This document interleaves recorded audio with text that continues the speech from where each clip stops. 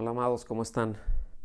Pues yo agradecido con el Señor por la oportunidad de poder compartir con ustedes la palabra de Dios una vez más. Y bueno, el día de hoy vamos a ver el tema número 9 de esta serie que estamos llevando, Enseñanzas de Vida, que como todos tenemos presente, está sostenida o está fundamentada en lo que nosotros ubicamos como lo que es el Sermón del Monte o el Sermón de la Montaña. Este tema se titula Si no es ahora, ¿cuándo? Si no es ahora, ¿cuándo? Y el pasaje que vamos a ver, en donde nos vamos a enfocar, es en Mateo capítulo 5, del versículo 13 al 16. Por lo tanto, les voy a pedir que abran su Biblia ahí, por favor, y me sigan. Dice en el versículo 13, son declaraciones que está haciendo el Señor Jesucristo. Él dice: vosotros sois la sal de la tierra. Pero si la sal se ha vuelto insípida, ¿con qué se hará salada otra vez? Ya para nada sirve, sino para ser echada fuera y pisoteada por los hombres. Vosotros sois la luz del mundo. Una ciudad situada sobre un monte no se puede ocultar, ni se enciende una lámpara y se pone debajo de un almud sino sobre el candelero y alumbra a todos los que están en la casa. Versículo 16. Así brille vuestra luz delante de los hombres, para que vean vuestras buenas acciones y glorifiquen a vuestro Padre que está en los cielos. Entonces, es algo que hemos comentado ya en otras ocasiones, más concretamente en el tema anterior, pero evidentemente como iglesia, como congregación, como Casa de Oración Londres, estamos atravesando un tiempo, y yo creo que la iglesia en todo el mundo, pero bueno, en lo particular, yo soy el pastor de Casa de Oración Londres y a ustedes me dirijo, en donde Dios está inquietando los corazones en la congregación y evidentemente ha puesto en muchos una convicción muy firme, una convicción muy sólida de no volver a lo que llamábamos normalidad antes de esta pandemia. Yo les recuerdo que normal y común son dos cosas distintas. A veces nosotros le decimos algo que es normal cuando no es normal, cuando es común. Normal es la norma. Recuerden eso, porque es importante cuando nosotros queremos definir algo, porque de ahí parten muchas cosas, muchas acciones.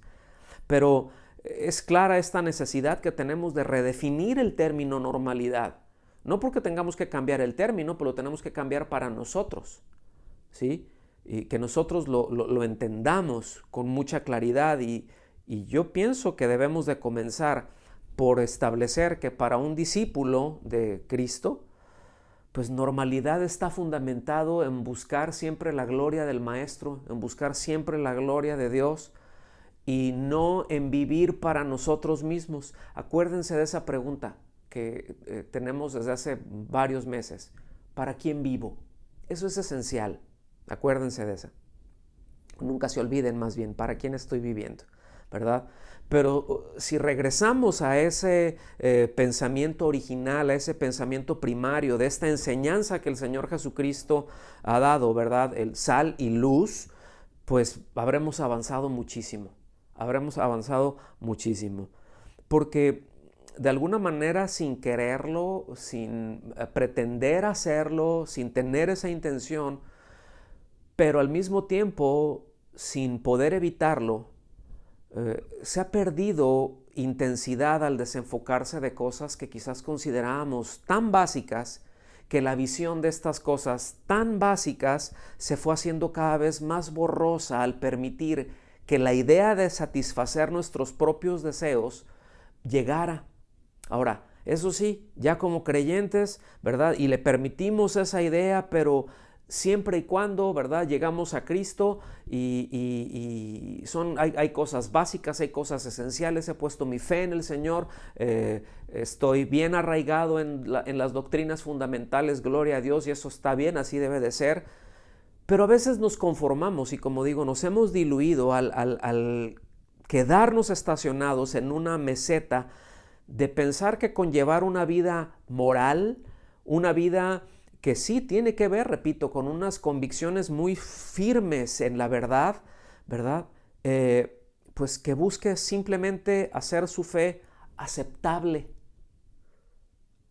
pero sin incomodar a otros. Aún el mensaje que se llegue a predicar, aún la forma de vivir, que no llegue a incomodar a otros, simplemente voy a que lo vean como algo aceptable. Como lo hemos dicho en otras ocasiones, que lo vean como un plus, que no hay una mejor opción, y ciertamente no hay una mejor opción que Cristo, pero el asunto es de que Cristo no es una opción. Él es el camino y la verdad y la vida, y nadie va al Padre si no es por Él. Y eso ya en sí mismo es un mensaje bastante agresivo, diría yo. Esto tiene que cambiar, mis amados. El ser sal y luz implica, de acuerdo a lo que el Señor nos dice, implica caminar por sendas que lo más seguro es que no hemos caminado y que definitivamente demandará que lo que nosotros teníamos como un estilo de vida egoísta, centrado en uno mismo, en mi mundito, en mi reino, ¿verdad? En la esfera de mi vida, eso va a necesitar modificarse, pero siempre con la certeza que tendremos la sonrisa y el respaldo del Señor. Entonces es nuestro ruego, es nuestro deseo que nuestro Padre que está en los cielos sea glorificado y que ese deseo nos consuma, pero que nos consuma a todos, no nada más a uno o que otro, no nada más al hermano fulanito o a la hermana sotanita de tal, no, sino a todos como congregación, que podamos abrazar esto. Antes de entrar en detalles de este pasaje, vamos a dejar que la misma Escritura nos explique de qué se trata ser sal y luz, ¿les parece? Vamos a ver un pasaje que es muy largo, nos tomará alrededor de unos 15 o 20 minutos ir avanzando a través de él. Si es un poquito más, no importa, pero esto nos va a dejar perfectamente claro qué es lo que los apóstoles entendieron y qué es lo que ellos enseñaron con respecto a ser sal y luz. ¿Cuál es esta idea? Porque cuando nosotros leemos, vamos a la Biblia, tenemos que tener esto muy en claro para poder ubicar las cosas. ¿Qué fue lo que ellos escucharon? A quienes les fue dicho, y qué fue lo que ellos entendieron y tenían al maestro, y él los pudo corregir. Y esta enseñanza, ¿verdad?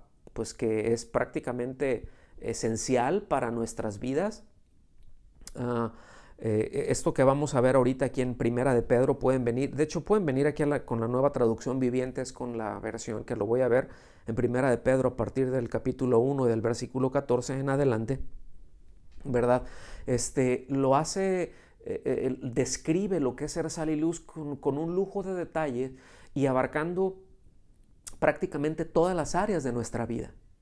No deja un área de nuestra vida en las cuestiones generales, por supuesto, en las cuestiones que tienen que ver, con todos y con todos, como discípulo, como creyente. Es decir, aquí no es, pero ¿qué es para mí? Para mí en lo particular, cuando nosotros necesitamos, porque todos necesitamos entender la voluntad de Dios, tenemos que partir de que hay un punto básico y un punto general, y después de ese punto general, que es en donde todos entramos, de ahí se desprende ya la parte individual, ¿sí? No me voy a meter ahorita por ahí, no es el tema, pero simplemente esto describe, repito, y lo hace con un detalle impresionante, da los porqués, da los por cómo, ¿verdad? Entonces lo vamos a ver, repito, en esta versión dinámica de la Nueva Traducción Viviente. Y yo entiendo que esto nos puede parecer muy largo, todo lo que vamos a ver, repito, a partir del capítulo 1, el versículo 14, hasta allá adelante del capítulo 3.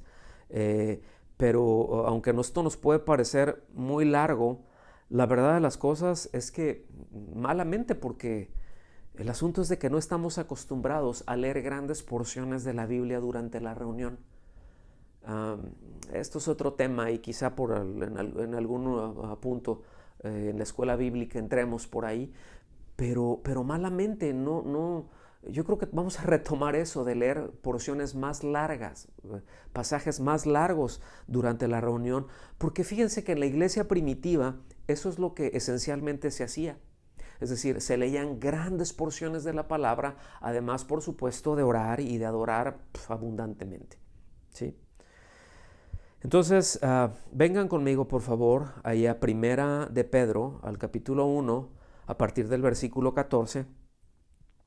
Voy a empezar a leer, me voy a detener muy poquito, trataré en algunos puntos, pero repito, esto está centrado, si nosotros después de leer todo esto dejamos en mente, porque después de esto vamos a regresar allá a Mateo 5, allá al versículo 13, 14, 15 y 16, para ver lo que es ser sal y luz, lo que el Señor nos está diciendo ahí, las cosas que implica, pero que no perdamos de vista todos estos detalles, porque aquí es como que los desempaca, aquí los abre y nos deja ver con mucha claridad y con mucho detalle.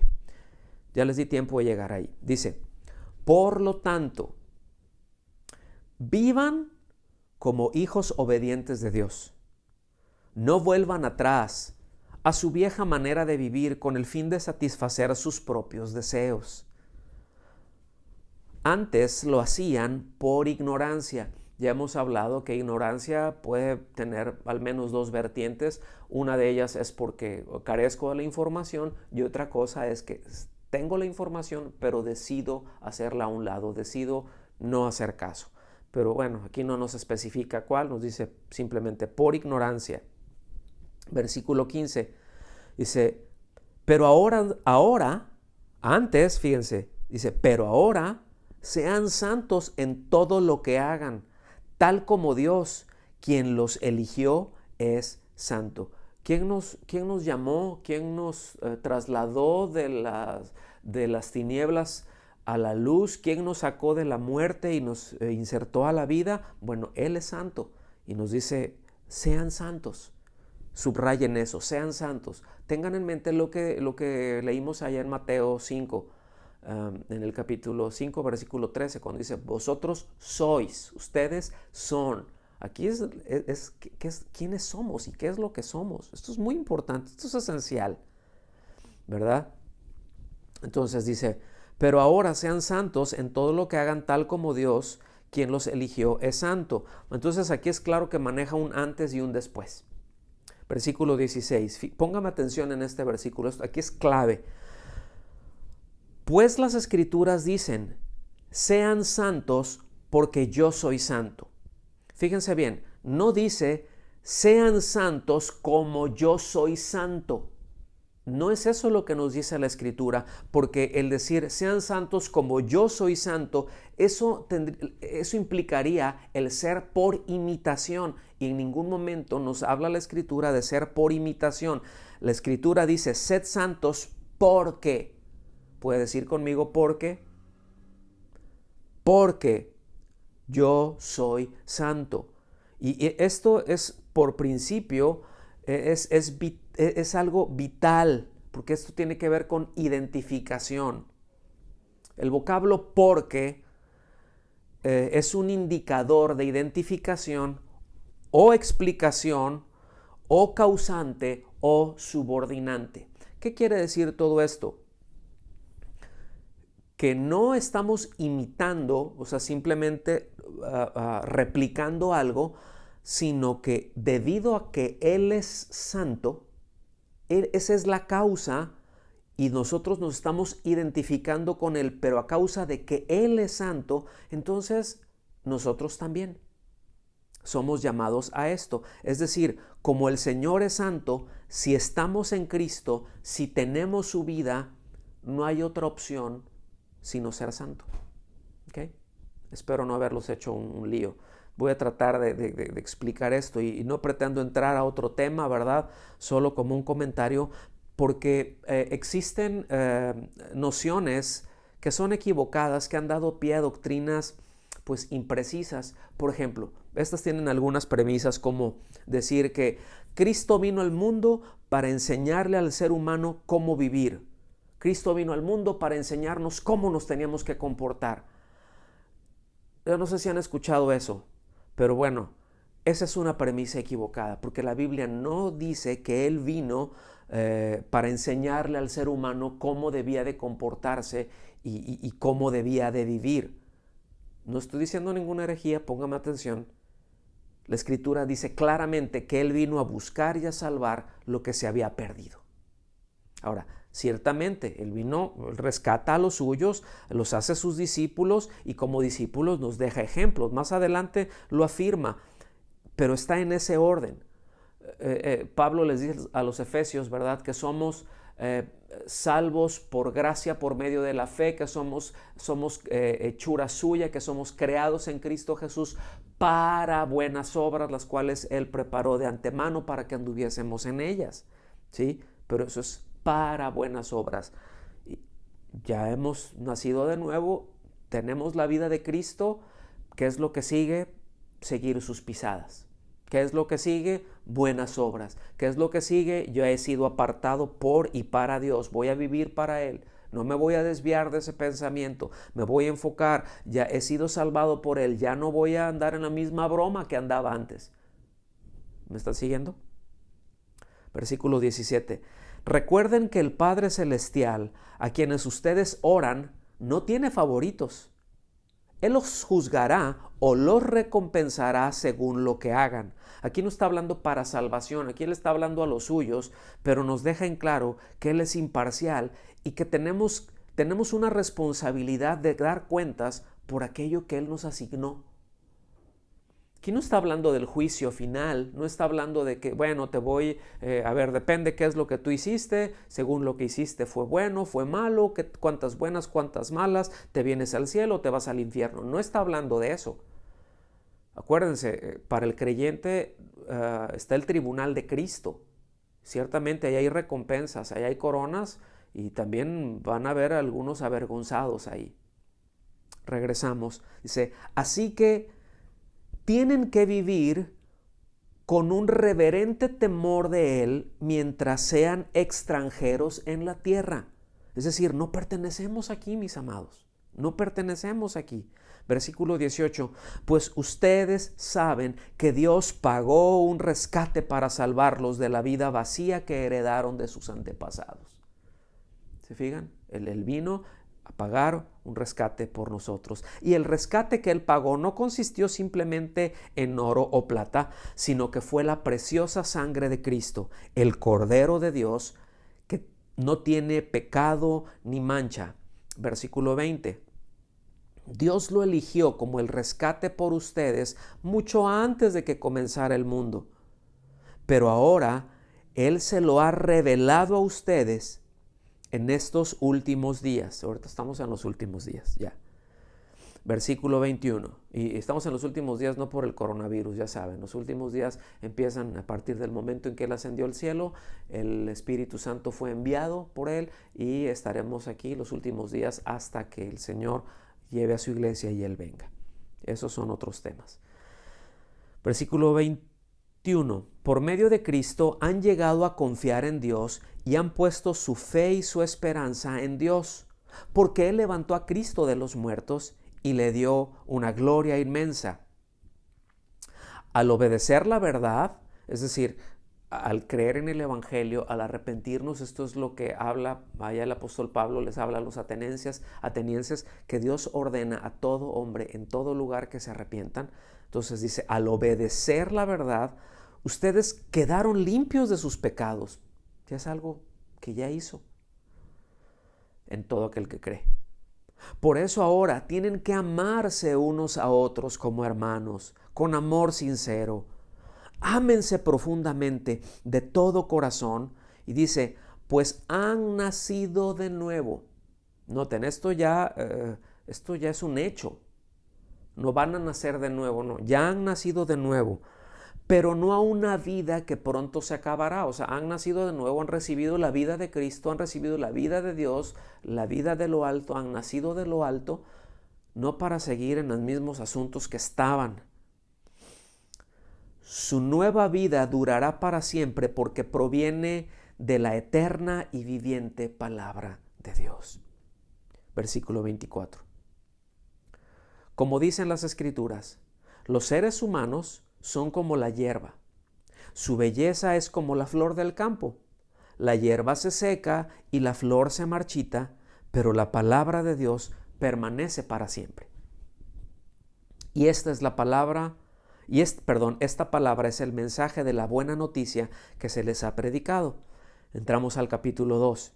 Dice, por lo tanto, acuérdense, hasta aquí ya estableció quién nos salvó, por qué nos salvó, la identidad que hemos recibido, tenemos vida nueva, cuál fue el precio, que se pagó por nosotros. Eso ya nos trasladó a un nuevo punto, que es en donde estamos. Y dice, por lo tanto, eso es lo que encierra por lo tanto. Dice, desháganse de toda mala conducta.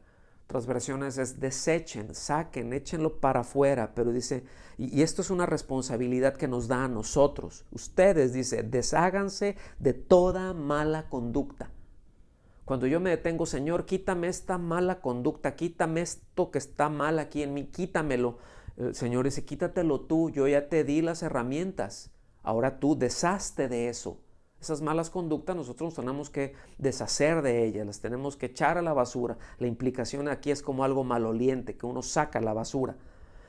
Dice, acaben con todo engaño, hipocresía, celos y toda clase de comentarios hirientes. Es decir, si yo me pongo a orar, ay Señor, quítame todos estos comentarios hirientes, ay Señor, quítame este engaño, quítame la hipocresía, quítame los celos, eso no es algo que Dios va a venir y nos va a quitar. Él nos dará la gracia para eso, nos dará la fortaleza para ello, pero es algo, son responsabilidades nuestras y son determinaciones de nosotros, de ajustes que nosotros tenemos que hacer, de pasos que nosotros tenemos que dar. ¿Ok? Es decir, eso lo tenemos que hacer nosotros. Dice, versículo 2, como bebés recién nacidos, deseen con ganas la leche espiritual pura para que crezcan a una experiencia plena de la salvación. ¿Ven qué maravilla? Sí, ya soy un bebé en Cristo, pero ahora quiero comer, necesito la leche espiritual, ¿verdad? La leche espiritual no adulterada, la palabra de Dios, ¿verdad? Para que esto nos dice, para que crezcan, esa experiencia, ahora ya soy salvo, pero tengo que crecer en esto. Esto se tiene que ir manifestando a los demás. Tengo que ir siendo sal y luz.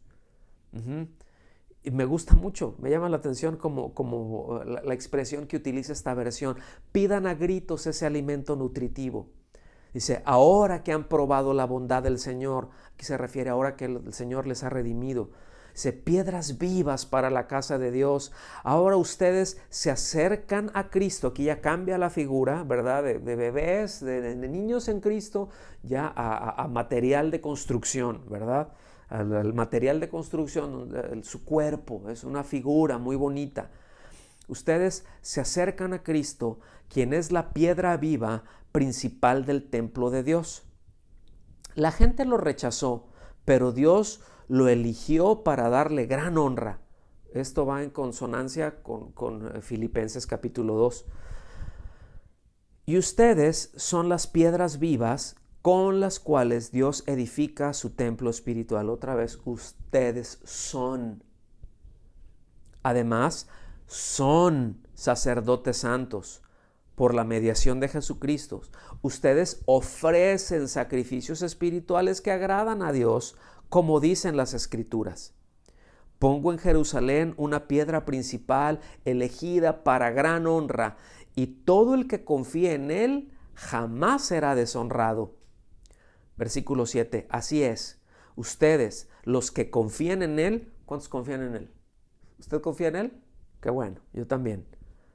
Los que confían en él reconocen la honra que Dios le ha dado. Pero para aquellos que lo rechazan, la piedra que los constructores rechazaron ahora se ha convertido en la piedra principal. Fíjense qué tremendo, ¿no? Lo que alguien desecha, eso viene a ser la parte esencial. Ahí es en donde esto encaja cuando nos dice la palabra que el Señor trastorna la sabiduría de este mundo.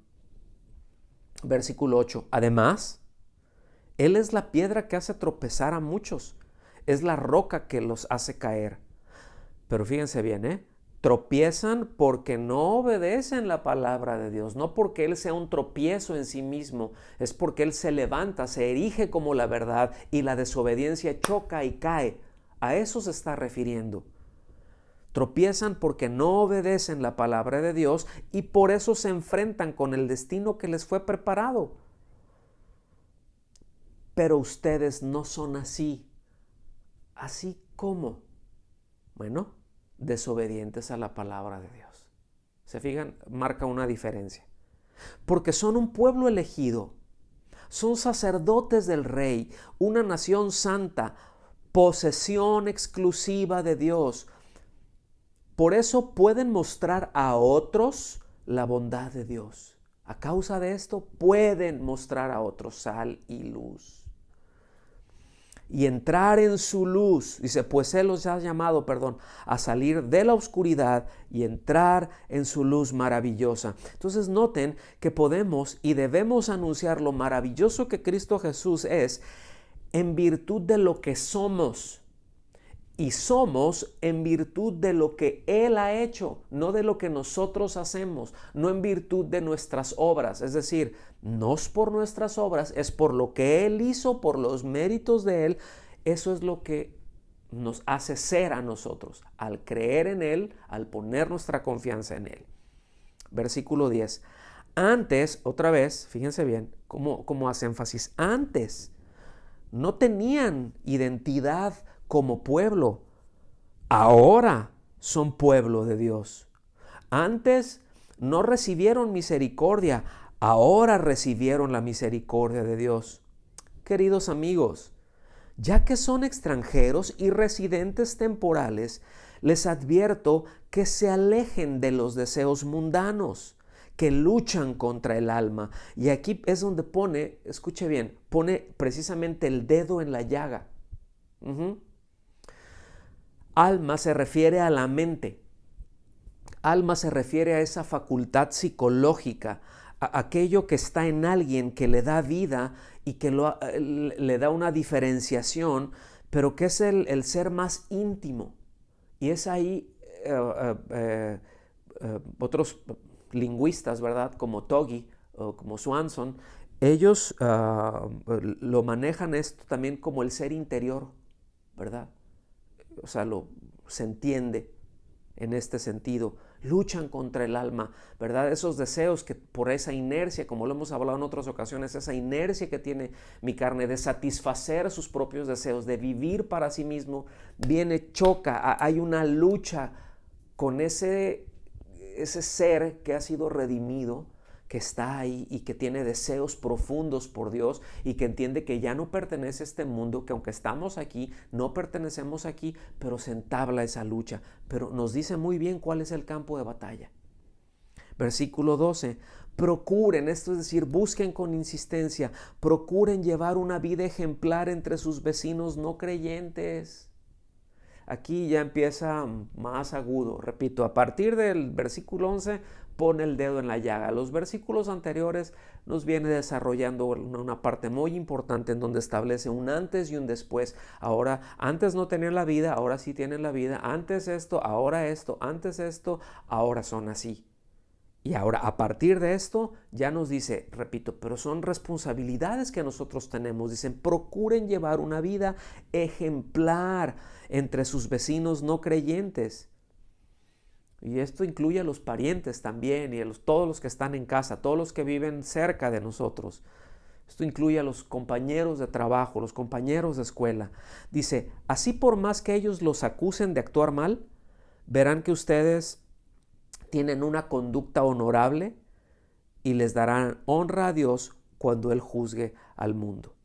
Póngame atención aquí. Ahorita, más al ratito, lo voy a retomar esto, ¿sí? Versículo 13. Aquí empieza a hablar acerca del respeto por las autoridades. Y dice, por amor al Señor, respeten a toda autoridad humana, ya sea al rey como jefe de estado, a los funcionarios que él ha nombrado, pues a ellos el rey los ha mandado a que castiguen a aquellos que hacen el mal y a que honren a los que hacen el bien. La voluntad de Dios es que la vida honorable de ustedes calle a la gente ignorante que los acusan, sin fundamento alguno. Aquí hay dos cosas. Lo anterior, el respeto, ¿verdad? El dar honra a toda autoridad humana va perfectamente en consonancia con lo que decía el apóstol Pablo allá en el capítulo 13 de la carta a los Romanos. Pero el versículo 5, otra vez como que cada vez ya se está yendo más profundo y más profundo y más profundo en todo este tema de lo que es ser sal y luz. Dice, la voluntad es que la vida honorable de ustedes calle a la gente ignorante que los acusa sin fundamento algunos. Y aquí me tengo que detener porque aquí habría que revisar cuándo nos acusan. Es decir, ¿hay razón para una acusación? Porque a veces dicen, no, es que lo que pasa es que mi vecino es bien tremendo, o mi hijo, o mi hija, o mi esposo, o mi esposa, o mi lo que sea.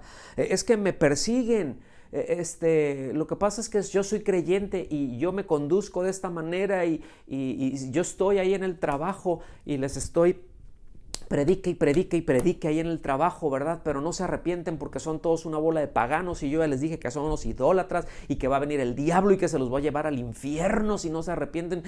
Y empezamos con eso, pero, pero resulta que les estamos predicando en el trabajo, pero no estamos trabajando y no nos pagan para que les estemos predicando a la hora del trabajo, nos pagan para que trabajen y muchas veces empezamos ahí y si alguien nos dice, oye, no, espérame tantito, ahorita no me hables esto, me estás desconcentrando, nos están persiguiendo. Bueno, ese es otro asunto, pero luego lo vamos a tratar también porque, repito, sal y luz, y si no somos sal y luz ahora, entonces ¿cuándo? ¿Sí? Entonces, nada que ver. Lo que pasa es que muchas veces también se tiene un testimonio pésimo. Yo no les puedo decir cuántas veces he escuchado esto. Sí, lo que pasa es que ahí en mi trabajo, lo que pasa es que en mi familia, lo que pasa es que mis hijos, dice, sí, pero realmente todo eso que te están diciendo, y todo eso de lo que te acusan, sí hay un fundamento de lo que te están acusando, sí hay un fundamento sobre esa acusación. Entonces aquí el apóstol Pedro, perdón, es muy claro, dice, háganlos callar, pero la acusación que están teniendo es sin fundamento, es decir, ¿por cuál bien me estás acusando? Versículo 16, retomamos. Pues ustedes son libres, pero a la vez son esclavos de Dios, así que no usen, fíjense bien, no usen su libertad como una excusa para hacer el mal. ¿Okay? La idea que da el texto es para no disimular la maldad. Porque ¿cuántos saben que el mejor disfraz para hacer aceptable la maldad es ponerle un disfraz de piedad? ¿Okay? Es muy fácil envolver, disfrazar, y de esto, mis amados, ya podríamos decir, no, sí, es que ya ves allá los de la tienda de enfrente como son y lo que ya dijo ese señor que está sentado allá en Roma y que el jesuita, sí, ya sabemos eso es cómo está el asunto, pero aquí no se está refiriendo a aquellos, aquí el apóstol Pedro se está refiriendo a nosotros, a los creyentes, ¿sí? Se está refiriendo a nosotros, a los creyentes, que debemos de tener mucho cuidado porque, repito, muchas veces podemos ponerle un disfraz de piedad a algo que está muy mal. Y es muy claro, dice, no disimulen la maldad con la piedad. Dice, respeten a todos y amen a sus hermanos en Cristo. Teman a Dios y respeten al Rey. Ahora aquí ya gira. Fíjense, todo esto tenía que ver, los puntos anteriores tenía que ver en cuanto a nuestra libertad que tenemos en Cristo, pero nuestra responsabilidad para con las autoridades. Aquí ya es como trabajadores. Luego nos dice, ustedes los que son esclavos deben aceptar la autoridad de sus amos con todo respeto. Hagan que ellos hagan lo que ellos les ordenan, no solo si son bondadosos y razonables, sino también si son crueles. O sea, aunque sea bien mala onda mi jefe, no, es que si tú conocieras a mi jefe, hazle caso, ¿verdad? A no ser, obviamente, que te pida algo que es contrario a lo que Dios establece, ahí hay límites, ¿no? Como en todo. O sea, cualquier autoridad, yo tengo la responsabilidad de seguir todo lineamiento de legalidad, todo lineamiento de la autoridad, siempre y cuando ese lineamiento de la autoridad no se contraponga con la autoridad o con lo que Dios ha establecido. Una vez que se contrapone, que contraviene lo que Dios ha establecido, yo no estoy obligado a seguirlo. En tanto esté por debajo de esa sombrilla que Dios establece y que ellos se mantengan en ese respeto, en ese rango, estamos obligados a seguirlo. Dice, pues Dios se complace con ustedes cuando hacen lo que saben que es correcto y sufren con paciencia cuando reciban un trato injusto. Esto aquí en un par de versículos y en este y otros más adelante, ahí el apóstol Pedro echa por tierra, ¿verdad? El Espíritu Santo mismo echa por tierra todo ese tema de la confesión positiva y que como hijos de Dios tú debes de estar bien y nunca debes de padecerla y nunca debes de sufrirla y todo te tiene que salir muy bien y nada que ver. Bueno. Versículo 21. No, desde el 20, perdón. Es obvio que no hay mérito en ser paciente si a uno lo golpean por haber actuado mal. Pero si sufren por hacer el bien y lo soportan con paciencia, Dios se agrada de ustedes. Esto no está diciendo busca que te den mal y busca ser un mártir. Luego estos pasajes se llegaron a malentender y les dieron muchos un giro como de ascetismo, es decir, de mortificar su carne. ¿Por de dónde creen que salen esas ideas de los monasterios, de apartarse y de estarse golpeando? Y surge de estas cosas, de un mal entendimiento, de una mala interpretación de las Escrituras, ¿verdad? O sea, esto no quiere decir que Dios se va a agradar de mí porque ahorita lleguen y sufre y me golpeen o no. Si es una forma injusta, pero yo lo estoy resistiendo con paciencia, adelante. Versículo 21 dice, pues Dios los llamó a hacer lo bueno, aunque eso significa que tengan que sufrir tal como Cristo sufrió por ustedes. Él es su ejemplo y deben seguir sus pasos. Bueno, ahí está el ejemplo. Versículo 22. Él nunca pecó y jamás engañó a nadie. No respondía cuando lo insultaban ni amenazaba con vengarse cuando sufría. Dejaba su causa en manos de Dios, quien siempre juzgaba con justicia. Él mismo cargó nuestros pecados sobre su cuerpo en la cruz, para que nosotros podamos estar muertos al pecado y vivir para lo que es recto. Por sus heridas son sanados. Antes eran como ovejas que andaban descarriadas, pero ahora han vuelto a su pastor, al guardián de sus almas. Capítulo 3, aquí ya se dirige a otro grupo en particular, ¿verdad? De la misma manera, es decir, aquí ya está entrando a otra área de la vida. De la misma manera, ustedes, esposas, tienen que aceptar la autoridad de sus esposos.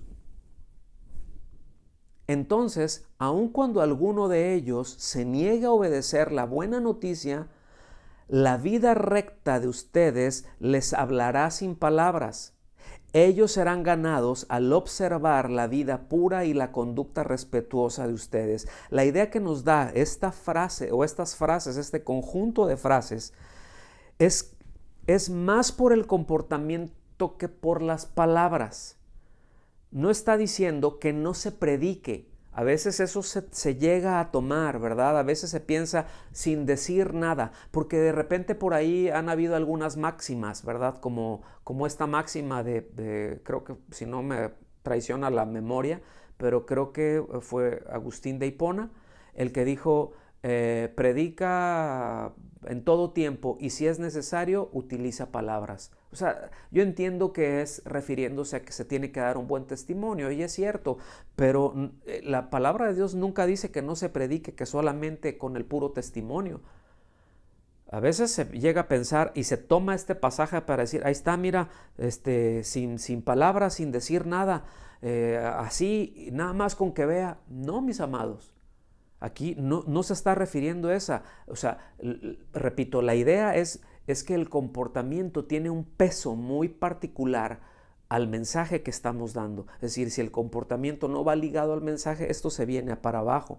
Entonces, repito, no dice que no se predique, ¿verdad? Y cuando se dice, no, es que la gente se convierte sin decir y sin que digas ni una sola palabra, con tu puro testimonio, pues miren, a veces nos podemos equivocar muy falso, de una manera muy fea, porque la Biblia nos dice, ¿cómo creerán si no hay quien les predique?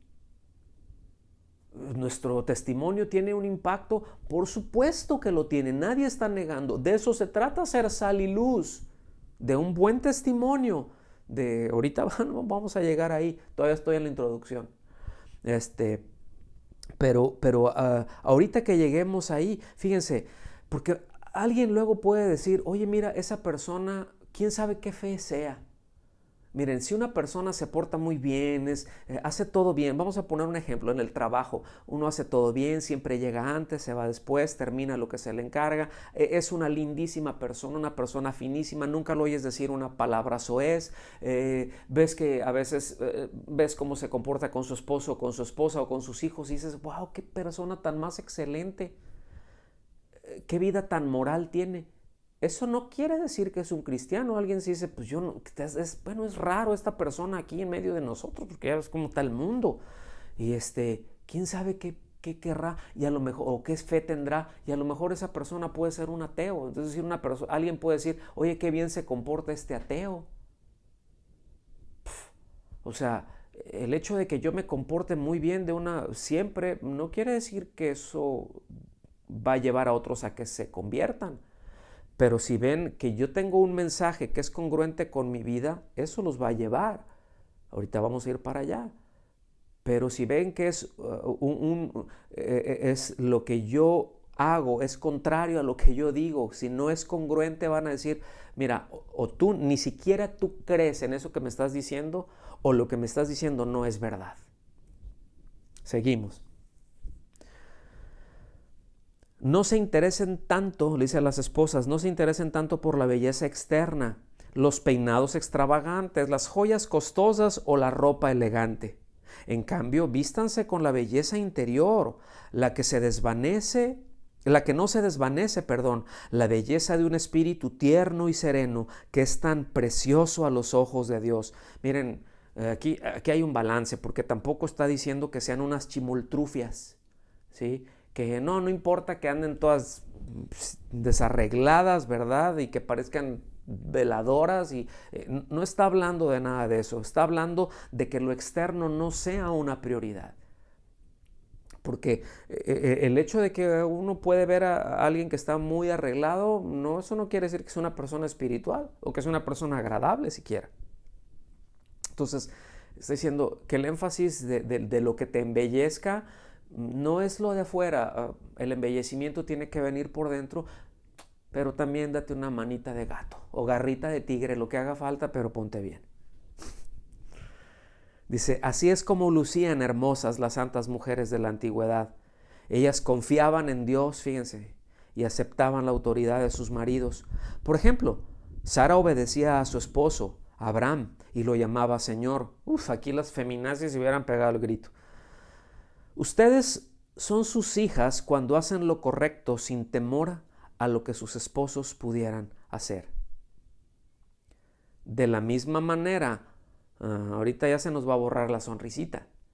Ustedes, maridos, aquí les digo, aquí para todos hay, tienen que honrar a sus esposas. Cada uno viva con su esposa y trátela con entendimiento. O sea, con sabiduría, pero dice, viva con ella con entendimiento, trátela con entendimiento, es decir, no sea usted un bruto con ella. Sea inteligente, sea sensible, pero hágalo con entendimiento. Dice, ella podrá ser más débil, pero participa por igual del regalo de la nueva vida que Dios le ha dado. Y aquí podríamos entrar en todo un tema de cómo el Señor Jesucristo pues reivindica el valor de la mujer.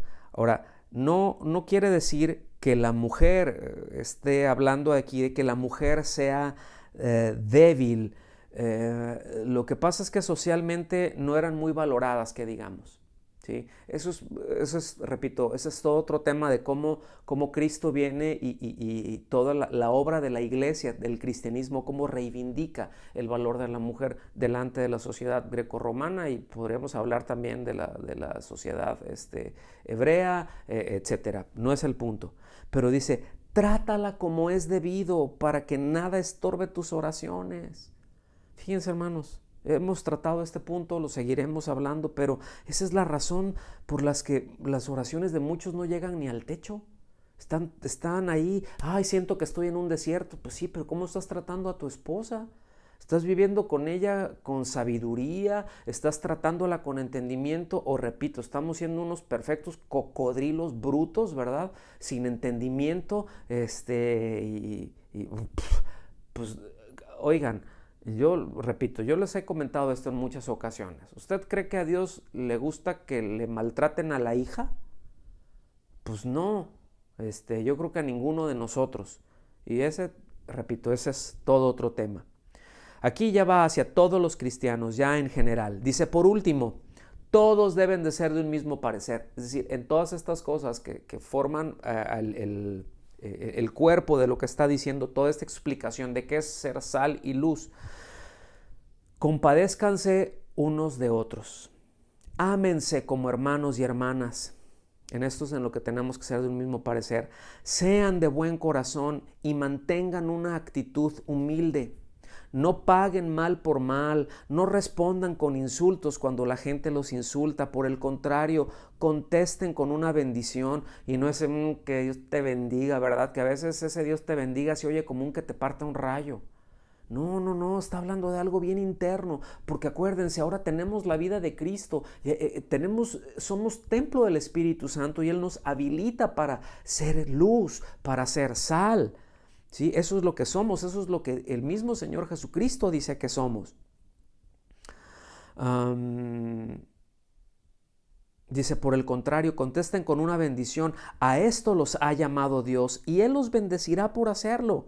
Pues las Escrituras dicen, si quieres disfrutar de la vida y ver muchos días felices, refrena tu lengua de hablar el mal y tus labios de decir mentiras. Apártate del mal y haz el bien. Busca la paz y esfuérzate por mantenerla. Los ojos del Señor están sobre los que hacen lo bueno y sus oídos están abiertos a sus oraciones. Pero el Señor aparta su rostro de los que hacen lo malo. Ahora bien, ¿quién querrá hacerles daño si ustedes están deseosos de hacer el bien? Dice, pero aún si sufren por hacer lo correcto, Dios va a recompensarlos. Así que no se preocupen ni tengan miedo a las amenazas. En cambio, adoren a Cristo como el Señor de su vida. Si alguien les pregunta acerca de la esperanza cristiana que tienen, estén siempre preparados para dar una explicación, pero háganlo con humildad y respeto. Mantengan siempre limpia la conciencia. Entonces, si la gente habla en contra de ustedes, será avergonzada al ver la vida recta que llevan porque pertenecen a Cristo. Y recuerden que es mejor sufrir por hacer el bien, si es lo que Dios quiere, que sufrir por hacer el mal.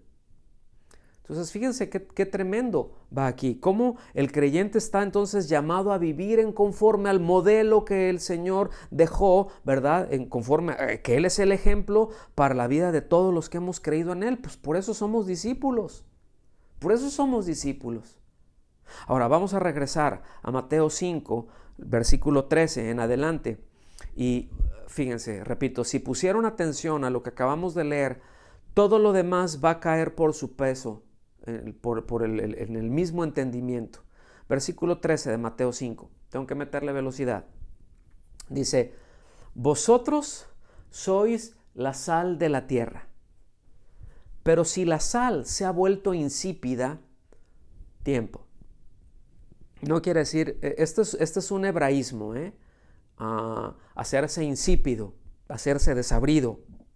Se traduce también. Literalmente,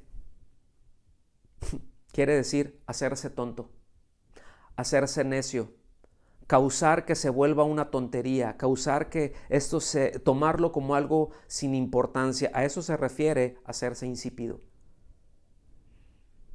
fijan? No está diciendo que vas a perder las propiedades que como sal tenemos. Y ustedes son sal, pero si se hacen necios, yo no lo dije, esa es la definición. Si se hacen tontos, ¿verdad? Si dicen que, ay, esto es una tontería, esto no vale la pena. Yo ya tengo a mi Cristo y gloria a Dios, aleluya, y listo, y yo vivo como sé. No está diciendo, o sea, no puedes no darle importancia, tienes que asignarle la importancia que esto tiene. Dice, ¿con qué se hará salada otra vez? Ya para nada sirve sino para ser echada fuera y pisoteada por los hombres. Es decir, si pasamos por alto todo lo que vimos anteriormente en Primera de Pedro, todo eso que se nos dijo, si se pasa por alto, entonces ¿cómo podemos defender nuestra fe?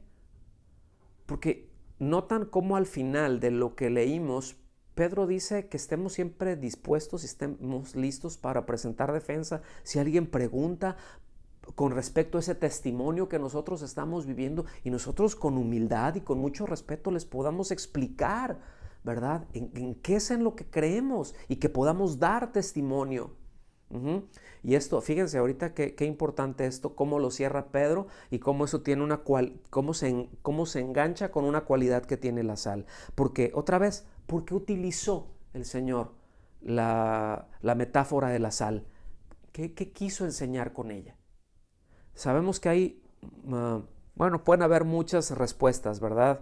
Muy variadas, dependiendo del pensamiento del que lo esté interpretando. Y porque uno dice, bueno, es que la sal tiene, no sé cuántos usos tiene, creo que son como 50,000 usos los que tiene, entre industriales y de todo, lo que tiene la sal. Obviamente el Señor no estaba pensando en eso, porque aunque sabía que había muchas utilidades de la sal, no estaba pensando en los 50,000 usos que tiene la sal actualmente, ¿ok?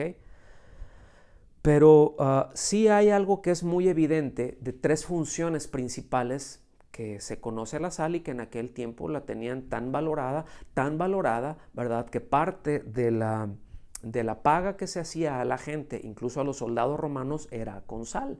Por eso de ahí viene la palabra salarium, o salario viene de salarium, ¿ok? Entonces, pero hay tres funciones principales. Uno que es antiséptico, es un elemento antiséptico, ¿verdad? Es decir, que la sal no solamente evita la corrupción, ¿verdad?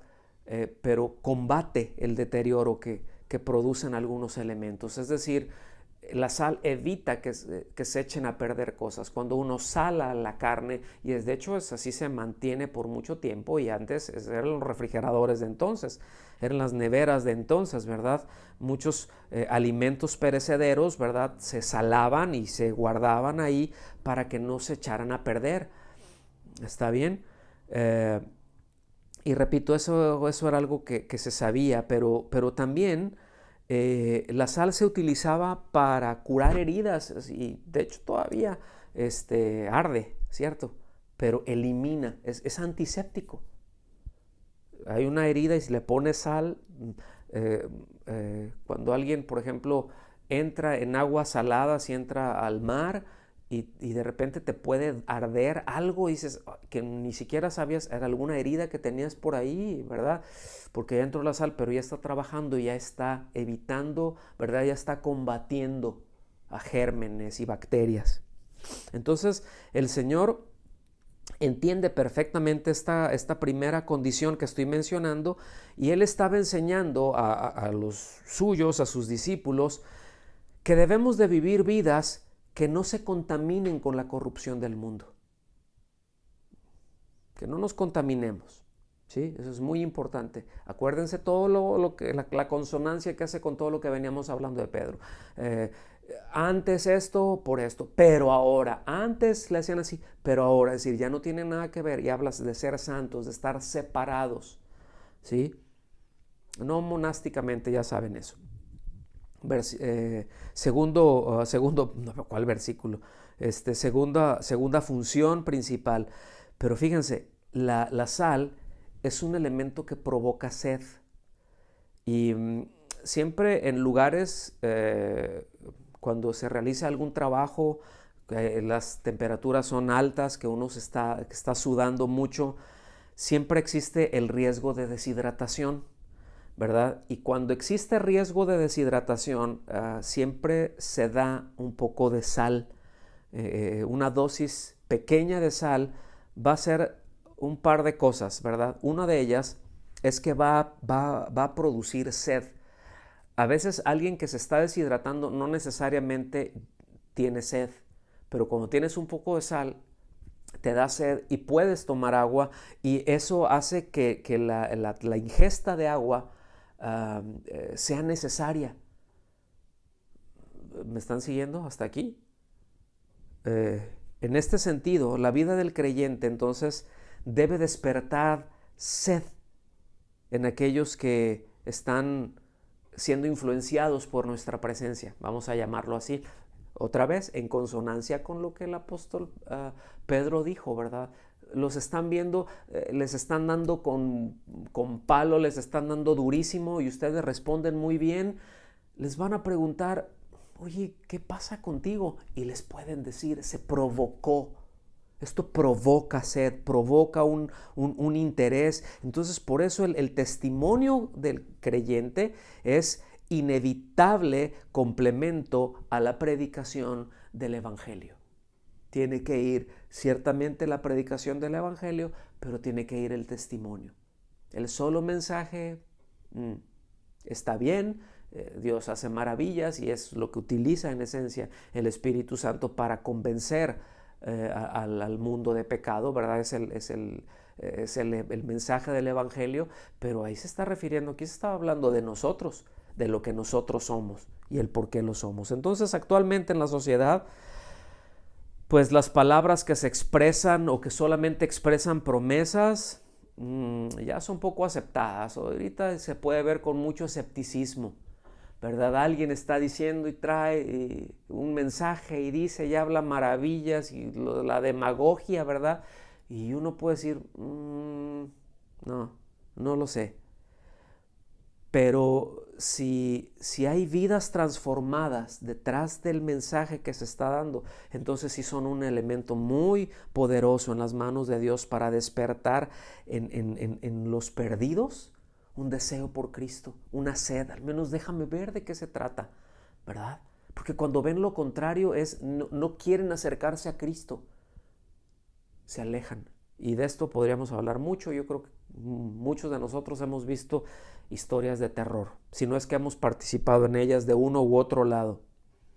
Entonces, si la iglesia como pueblo no tiene un testimonio sólido, poderoso, pues entonces no tiene un mensaje válido que proclamar. Si yo no tengo un buen testimonio, ¿qué mensaje voy a dar? Entonces tengo que arreglar mi vida, ser sal. Sean sal, no menospreciar, no ignorar, no darle poca importancia. También habla la tercera característica de la sal, que es un compuesto que, da sabor a los alimentos, ¿cierto? O sea, hace saber mejor lo que se come. Entonces aquí no se trata de que se actúe, ¿verdad? Es de una actuación de la iglesia, pero en lo individual, cada uno como creyentes debemos de dar y de aportar sabor con nuestro testimonio en lo personal, porque miren, hay sabor en la vida, por ejemplo, de aquellos quienes cuando son maltratados, como leíamos hace un momento ahí con el apóstol Pedro, ¿verdad? Cuando son despreciados, cuando son acosados, cuando están padeciendo por algún sufrimiento que otros les están provocando, pero que tienen la capacidad de perdonar, que tienen esa capacidad de amar y de hacer algo y de responder bien aún a sus ofensores, eso da un sabor bien distinto. Entonces, de estas tres funciones de la sal que acabamos de mencionar, ¿verdad? Es antiséptico, es decir, preserva de corrupción, provoca sed y da sabor. Esto se puede comprender perfectamente el alcance que está dando el Señor Jesús en esta enseñanza metafórica. Nos movemos allá al versículo 14 al 16 y nos vamos perfilando para el final. Vosotros sois la luz del mundo. Una ciudad situada sobre un monte no se puede ocultar, ni se enciende una lámpara y se pone debajo de un almud, sino sobre el candelero, y alumbra a todos los que están en la casa. Así brille vuestra luz delante de los hombres, para que vean vuestras buenas acciones y glorifiquen a vuestro Padre que está en los cielos. Y miren, en la Biblia siempre vamos a encontrar que la luz equivale a un conocimiento verdadero de Dios, a una comunión con Dios, ¿verdad? A un caminar con Dios. En el Salmo 36 dice, contigo está el manantial de la vida, en tu luz veremos la luz. En Proverbios 18 dice que la vida del justo es como la luz de la aurora, que va en aumento hasta que el día es perfecto. O sea, cada día empezamos, ¿verdad? De a poquito, pero conforme vamos avanzando, conforme se va desarrollando, se va desenvolviendo nuestra vida, la luz va siendo cada vez más clara hasta que el día es perfecto, que es completo. Por esta misma razón también el apóstol Pablo se refiere a los cristianos. Por ejemplo, en Efesios 5 dice, porque en otro tiempo eran tinieblas, mas ahora sois luz en el Señor. Entonces andar en luz, brillar, ser luz, fíjense bien, es poder dar señal en el rumbo al que vive en tinieblas. Porque cuando no podemos ver, podríamos hablar mucho acerca de esto, pero es como cuando entramos a un cuarto que está muy oscuro, que nosotros no ubicamos y que no nos permite andar con seguridad. Necesitamos prender la luz. ¿Dónde está el apagador? Clic. Le hago ahí y ya, ya puedo ver, aunque sea un poquito, una lucecita. Ya a veces está toda lagañosa la luz, pero en medio de algo muy oscuro, una luz lagañosa nos hace mucho bien, ¿verdad? Entonces, a eso se refiere, ¿verdad? Al cumplimiento fiel de la comisión que el Señor nos ha dado como creyentes, a ser testigos, a dar testimonio de Él. Es iluminar a otros, pero porque hay un testimonio, es decir, nuestra vida también alumbra, nuestra vida deja ver, y la iglesia está llamada a hacer eso como un conjunto, ¿verdad? Una luz en medio de las tinieblas. Entonces, siempre el testimonio de la iglesia debe de ponerse en alto. Es cuando queda acá por debajo, ¿verdad? Ese resplandor de su conducta, pues no se hace visible a los hombres. Primera de Juan, capítulo 1, versículos del 5 al 10. No me voy a detener, solamente quiero apuntalar esto y repito, ya perfilarme para el final, para las conclusiones. Dice, y este es el mensaje que hemos oído de Él y que os anunciamos. Dios es luz y en Él no hay tiniebla alguna. Si decimos que tenemos comunión con Él, pero andamos en tinieblas, mentimos y no practicamos la verdad. ¿Se fijan? Luz lo pone,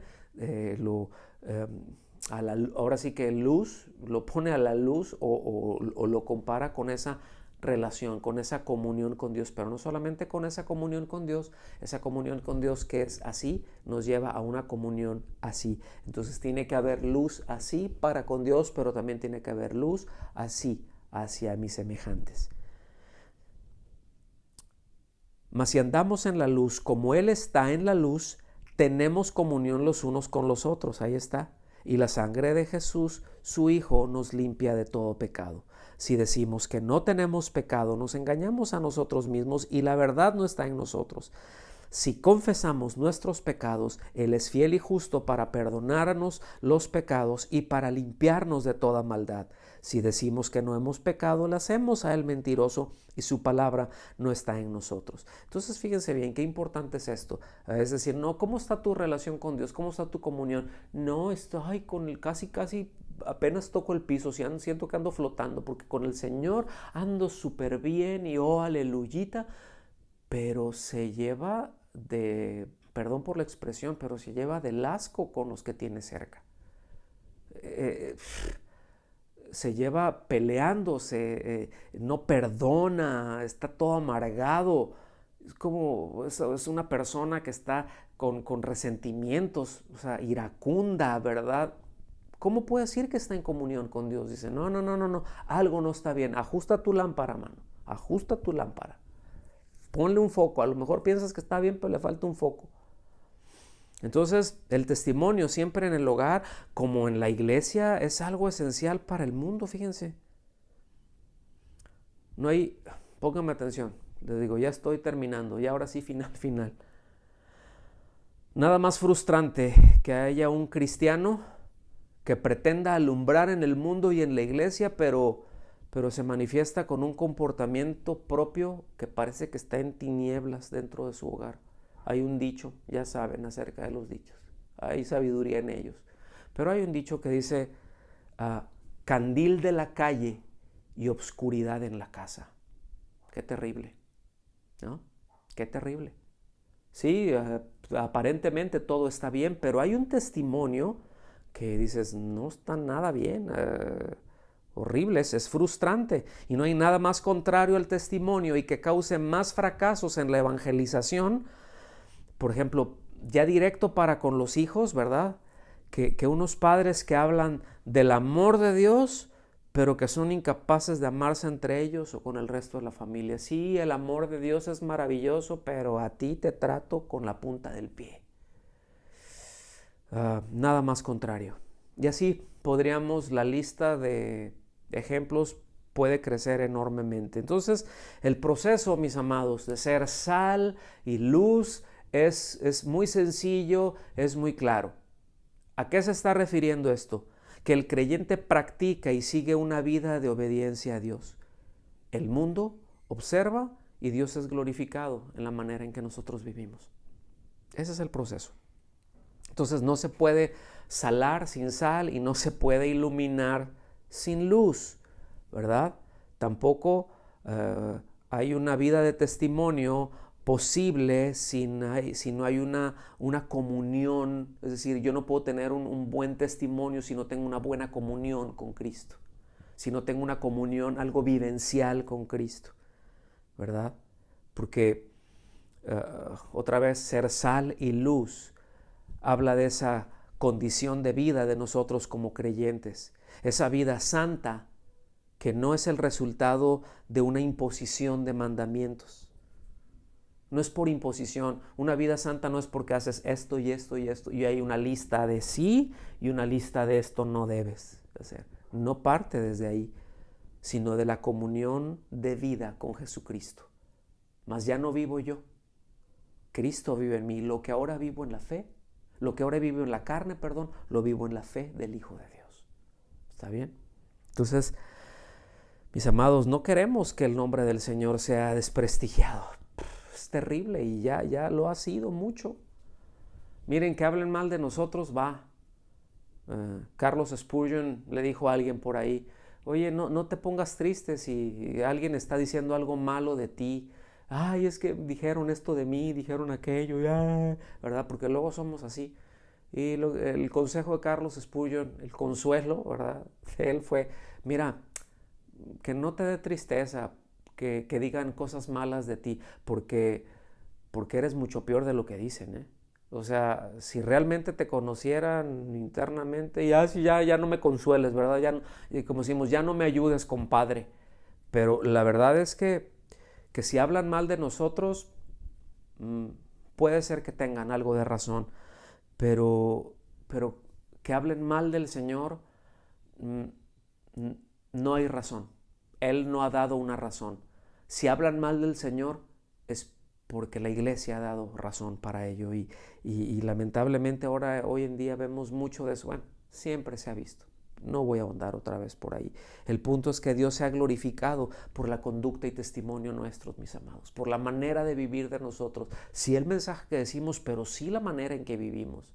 Sí cómo afectamos a otros, sí cómo provocamos sed de Cristo en otros, porque ven nuestra manera de vivir y ven que es congruente lo que estamos viviendo con lo que estamos diciendo y provoca sed, ¿sí? Les da sabor, preserva las vidas y las nuestras de corrupción. Entonces es necesario entender claramente que cuando Dios salva a alguien, lo hace con el propósito principal de que Él sea glorificado. Amén. Vamos a orar. Señor, muchas gracias por tu bondad, muchas gracias por tu infinita misericordia. Traemos nuestras vidas delante de ti para rogar que tú nos ayudes, para suplicar que tú nos bendigas con tu presencia, Señor, y con un mayor entendimiento, y que, como hemos hablado en días pasados, en los tiempos que hemos tenido juntos, Señor, bueno, de manera remota, pero juntos en espíritu, no volver a esa normalidad, sino queremos ser sal y luz, queremos ubicar esto que tú nos enseñas aquí, Señor, esto que tú nos hablas en tu palabra, de ser sal y luz, de dar respuestas, de darte a ti respuestas, Señor, que provoquen que se hable bien de ti. En medio de una sociedad tan obscura, tan desabrida y tan corrupta, ese es exactamente el lugar en donde la sal y la luz tienen que entrar. Ayúdanos para eso. Danos la gracia y la sabiduría, el denuedo para ello, Señor, en el nombre de Jesús. Y recibe tú en todo tiempo la gloria, la honra y el honor, en el nombre de Jesús. Amén. Amén. Pues que Dios los bendiga. Seguimos viéndonos, seguimos orando juntos y echándole ganas para la gloria de Cristo. Bendiciones.